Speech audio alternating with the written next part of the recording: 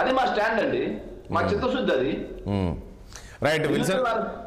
Wilson గారు, ఏంటి ఘటనలు బాగా పెరిగిపోతున్నాయి. గతంలో మనం వైసీపీ ప్రభుత్వం ఉన్నప్పుడు మీరందరూ కూడా క్వశ్చన్ చేశారు, ఇక్కడ అంతా అరాచక పాలము, హత్యలు, అత్యాచారాలు, ఎక్కడ మహిళలందరూ కూడా అమ్మాయిలు ఎక్కడెక్కడ మిస్ అవుతున్నారో ఇప్పటివరకు ఆచూక లేదు అని చెప్పిన మీరు ఈరోజు సేమ్ కూటమి ప్రభుత్వం వచ్చిన తర్వాత కూడా హత్యలు, అత్యాచారాలు పెరిగిపోతున్నాయని చెప్తున్నారు.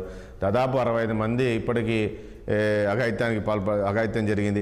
ఈ బాలిక అంశంలో కూడా కేవలం జగన్మోహన్ రెడ్డి వెళుతున్నారు అన్న ఒక్క దాంతో అడావుడి చేసి అక్కడ అదంతా గప్చుప్ చేసేశారు. మొత్తం సరే గప్చుపారు, న్యాయం చేసేశారు ఏదన్నా ఉండొచ్చు, జరిగిందని చెప్తున్నారు. ఈరోజు వైసీపీ నేత అదే ట్వీట్ చేస్తున్నారు, స్పందన చాలా బాగుంది, జగన్మోహన్ రెడ్డి ఎక్కడ వెళ్తుందంటే అక్కడ ఎంత స్పందన ఉంది, ఎక్కడ సమస్యలు ఉన్నా కూడా ఇలాగనే స్పందించండి, కర్నూలు ఇష్యూ కూడా ముందుగా స్పందించుంటే బాగుండేది కదా అనేది ఈరోజు అంటున్నారు. రాజేష్ గారు, మీకు ప్యానల్ ఉన్న మిత్రులు పెద్దలందరూ కూడా నమస్కారం.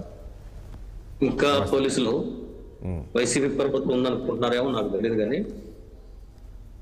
బేసిక్ గా పోలీసులు వాళ్ళు చేయాల్సిన పని వాళ్ళు చేయాలి. రాజకీయ పార్టీలకు అతీతంగా ప్రభుత్వాలు ఏమన్నా కానీ వారి విద్యుత్ ధర్మాన్ని వాళ్ళు చేయాలి.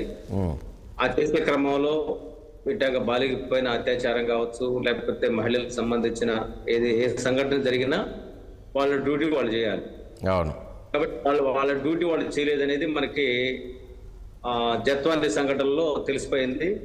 ఒక మహిళను తీసుకొచ్చి 40 రోజులు లోపల పెట్టి మరి ఆమె చిత్రహింసలు పెట్టిన ఆ ప్రభుత్వానికి, గత ప్రభుత్వానికి, ఆ అధికారులకి, మరి ఇంకా ఆ పైత్యంలో ఎవరైనా ఉంటే వాళ్ళంతా నిద్ర మేల్కొని ఎక్కడ ఏం జరిగినా కానీ స్పందించాలి.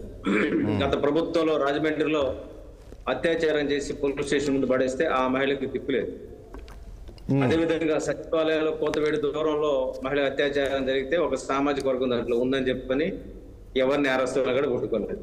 నేను ఇప్పుడున్న ప్రభుత్వాన్ని కూడా ఏం చెప్తున్నానంటే, అప్పుడు జగన్మోహన్ రెడ్డి గారి హయాంలో జరిగిన ఈ దారుణాలు, దుర్మార్గాలు ఏవేవి జరిగాయో వాటన్నిటి మీద కూడా ఖచ్చితంగా విచారణ చేయాలి, వాళ్ళని కూడా శిక్షించాలి. వీళ్ళనే ఇప్పుడు జరిగిన వాళ్ళనే కాదు.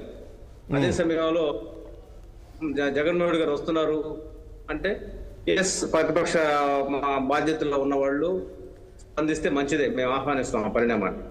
ఎవరైనా సరే పరామర్శించవచ్చు. ఒకవేళ రాజకీయం చేయకపోయినా ఆ కుటుంబాన్ని పరామర్శించడం తప్పులేదు, దానికి ప్రభుత్వాలు కూడా సహకరించాలి. కానీ గతంలో పరామర్శించడానికి వెళ్తేనే పోకుండా ఆపిన పరిస్థితులు ఉన్నాయి. ఇప్పుడు ప్రభుత్వం కొట్టదు, అవసరం లేదు, వెళ్ళి బాధ్యతలు ఉంటే పరామర్శించాలి. ఆ కర్నూలు సంఘటన కావచ్చు, లేకపోతే ఇంకో సంఘటన కావచ్చు. కానీ 36, 70, 64 ఎంత మంచి ఫిగర్ చెప్పారు కదా, ఆ పేర్లు మీడియాకి ఇస్తే, ఆ పేర్లు ఇక్కడ మీడియాకి ఇస్తే మేము కూడా తెలుసుకుంటాం. ఎందుకంటే నాకైతే అంత సంఖ్య అనేది నా దృష్టికి రాలేదు. బట్ ఆ పేరు మీడియాలో రిలీజ్ చేస్తే మేము కూడా ఆ కుటుంబాలకి అండగా నిలబడుతుంది బీజేపీ, వాళ్ళకి మేము సపోర్ట్ చేస్తాం.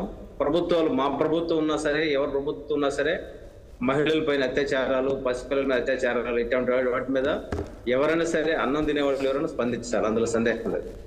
అదే సమయంలో అనిత, ఆమె ఇప్పుడున్న హోంమంత్రి, చాలా స్పార్క్ ఉన్న మహిళ, ముఖ్యమంత్రి గారు ఆదేశాల కోసం ఎదురు చూడరు. ఆమె సంఘటన జరిగిన వెంటనే స్పందిస్తుంది, అందులో సందేహం లేదు. కాబట్టి ప్రతిపక్షాలు దాన్ని రాజకీయం చేయకూడదు, ఎవరు కూడా రాజకీయం చేయకూడదు, కానీ వాళ్ళు వెళ్ళడం కూడా తప్పులేదని కూడా నా భావం. రైట్. శ్రీనివాస్ చౌదరి గారు ఏం చెప్తారు?